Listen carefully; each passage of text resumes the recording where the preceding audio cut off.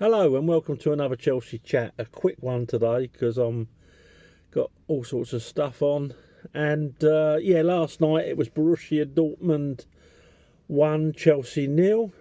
That took us to 2 wins in 14. I'll get straight into the team. It was Kepa in goal. Right back we had Reece James. Left back, nice to see Ben Chilwell back. In the middle, Thiago Silva and Koulibaly, who I thought were both excellent last night. And they needed to be as well, because that Dortmund side have got a lot of pace. In front of them we had Fernandes and Ruben Loftus-Cheek.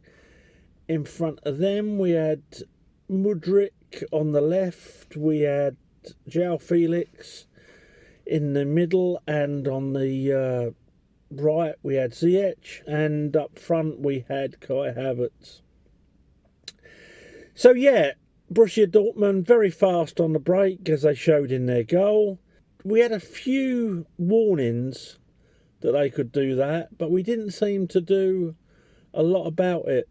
We left ourselves really exposed at times, and luckily we've probably got the best 38-year-old in the world in Thiago Silva. He was phenomenal, and Koulibaly, I think that was his best game in a Chelsea shirt. They had to work really, really hard. Fernandes must have thought, what have I landed in? Because, again, the lad's work rate was unbelievable last night. So I don't know why we didn't address the fact that we were leaving ourselves exposed. It's okay being offensive, and when you're not scoring goals, I suppose the temptation is to be over-offensive, but we've got to watch that, particularly at the bridge, when we know they're going to play on the break, and when they've got a guy who's been acknowledged as the fastest footballer in the world, apparently. So we've got to watch out for that. Offensively, it was a better performance. I thought we were, again, really, really good, particularly in the second half. For about 20 minutes, we seemed to really pile it on. We got some players who I'm coming to believe just aren't up to it, and some excellent new players. If we don't sign João Felix permanently, that'll be a real shame, because what a talent that lad is. When we were going to buy him, I really talked him down, and on 2 or 3 games basis, I was totally wrong. He's exciting. He can make things happen. About anything he can't do, which he didn't do a lot at Athletic Madrid, was finish, and you don't seem to be able to do that now. But you lose that ability when you stick a blue shirt on anyway, don't you? So we were unlucky. Obviously, we hit the crossbar. Was it twice, I think? And goal disallowed. Handball with Thiago Silva. I watched that a few times. Still can't see it in his hand, but what do I know?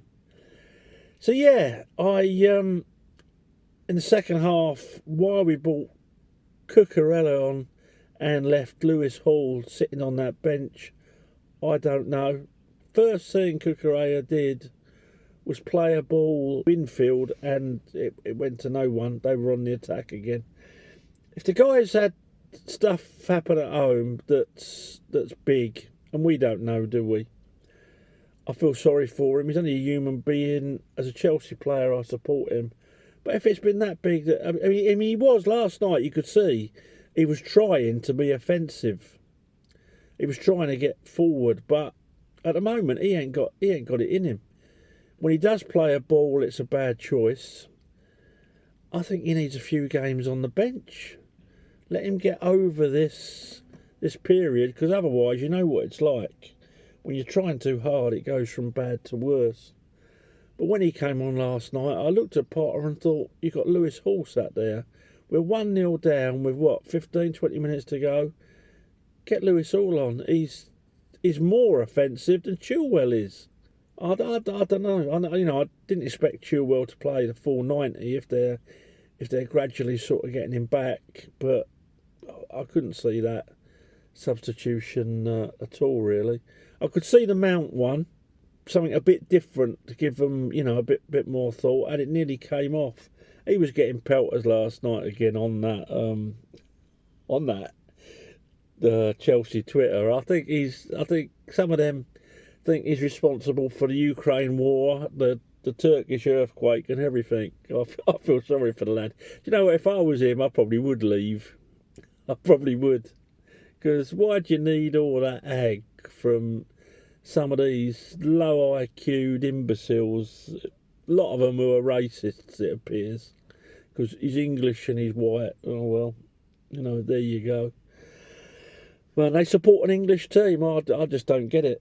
I really don't get it. They don't support an English team, do they? They're negative about an English team, unless they're winning a cup every other week.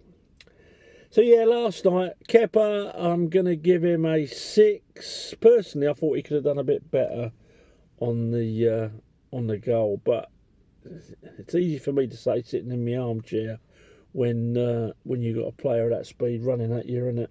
But he done okay. One decent save I can remember that I thought was excellent. So Kepa gets a 6. Reece last night looked a bit more like himself. Put some good balls in. Obviously playing in a 4, he's a bit restricted. But I thought he was a lot more like the old Reece James last night. Bit more confidence back, bit more fitness. Some good defending. Because I criticised him the other day for ball watching. And Reece James gets a 7. In the middle, I'm giving Silva and Koulibaly 8 each, but I'm going to give Koulibaly the man of the match, my Chelsea man of the match, because he's hardly played. He's hardly played, has he?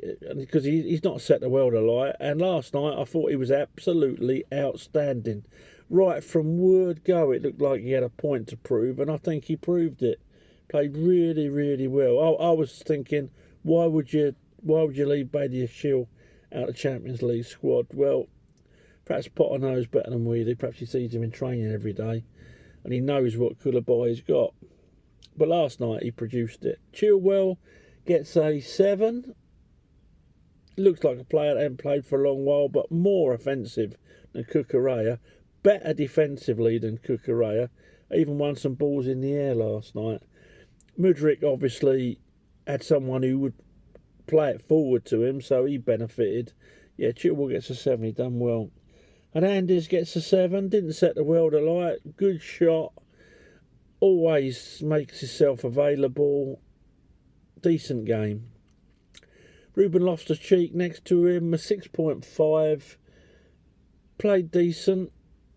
Lots of offensive thought, but obviously he was pinned back a lot because of their pace, and because he hasn't played a lot with Fernandes. There was a big gap between them, and that's when we seem to get done for pace when they turned the ball over and started attacking us. So 6.5. Can't blame the lad. It's just he hasn't played a lot as a pivot with Fernandes. They've got to get to know each other. So 6.5. Obviously, because he was English, he was getting some pelters last night, but I thought he had a decent game. In front of them, Mudryk gets a 5.5 from me. He flattered to deceive, like wingers do. I think we could have this for a little while. Robin was the same. It was sort of a 5.5, 5.5, 5.5, 10. And that's the nature of the beast, I think. They obviously were marking him quite well, quite tightly. Mudryk gets a 5.5 from me. João Felix gets an 8. The boy works really, really hard defensively as well as offensively.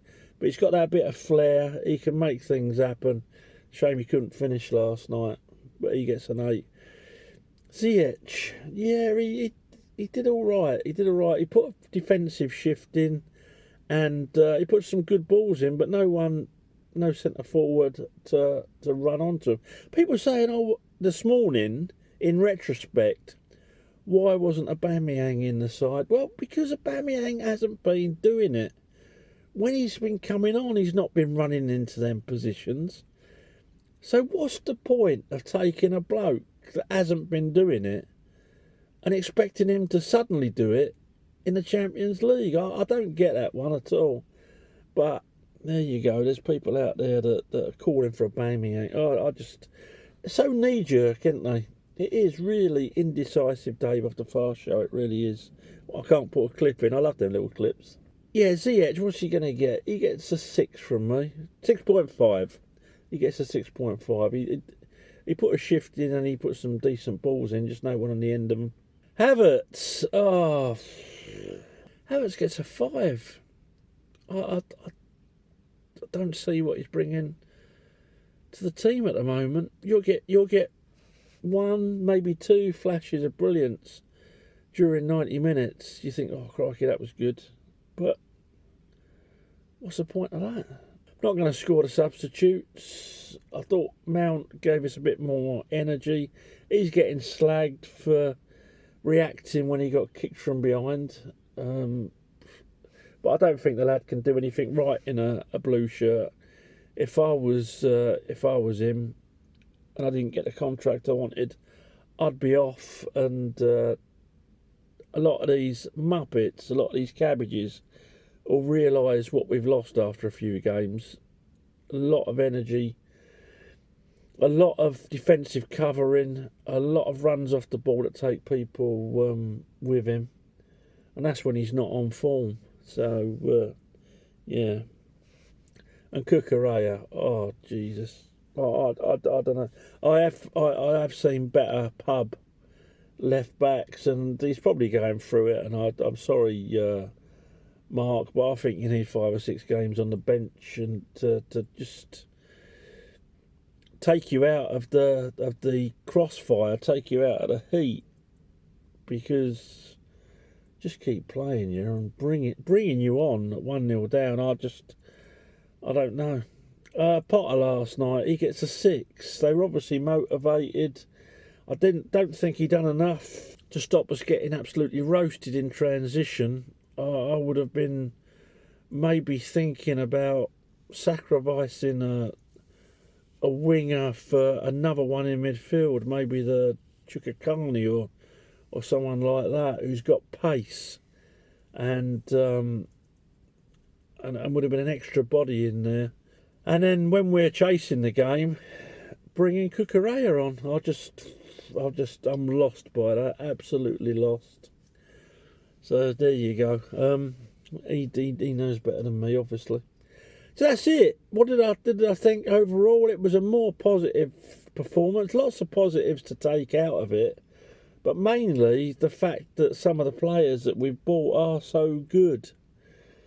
You know, a lot of flair, a lot of fight as well. I mean, the attitude of Jalfield, even Mudryk, and I know I haven't given him a great score, but you know, even Mudryk put a defensive shift in last night. I was probably a bit unfair on him, actually, but there you go. He did put a good defensive shift in. Even Ziyech was trying to get back and help Reece James out because of their pace. So that's it. That's from me. More positives than negatives, but it's another loss, isn't it? Can we turn it round at home? Yes. Will we? I don't know. I've virtually written this season off, I'll be honest.